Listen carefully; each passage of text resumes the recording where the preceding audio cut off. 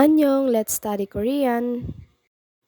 Graph is a mathematical diagram which shows the relationship between the two or more sets numbers of measurements. Ito po yung mga example ng graph na madalas lumalabas sa exam. Ito yung madalas na keyword na lumalabas sa exam. Sa graph during exam, isi-share ko po yung mga technique or keyword na madalas na makikita sa graph. Kahit hindi natin alam basahin o intindihin yung mismong tinutukoy or paragraph, basta po makita or malaman lang yung mga keyword, mabilis natin madedetermine yung sagot nito. Una po, ang chine-check sa graph ay yung mga choices before hanapin yung pinaka-keyword. Then saka ima-match kung ano yung tinutukoy nito. Mas marami graph ang lumabas sa akin sa exam kaya malaking tulong po ito para maipasa yung exam.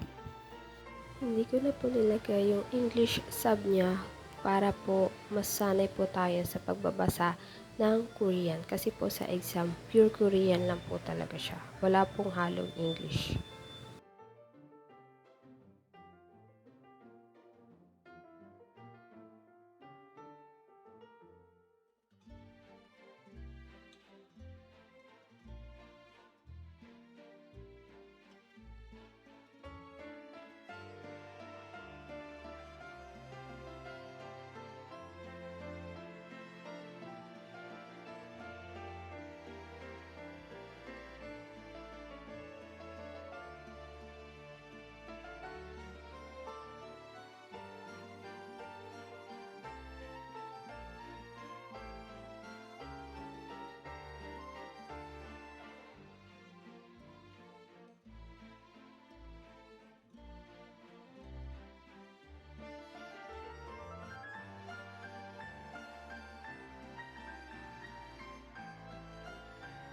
Ito po yung mga keyword na madalas na lumalabas sa graph.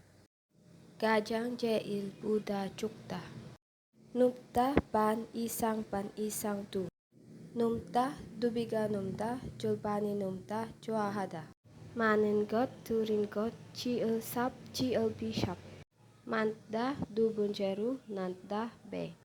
Gajanggot, gajaman, almanda, baranun. Pew ilgwa pew then more on question particle. Kamsahamnida, please support my Korean journey in my YouTube channel. Thanks.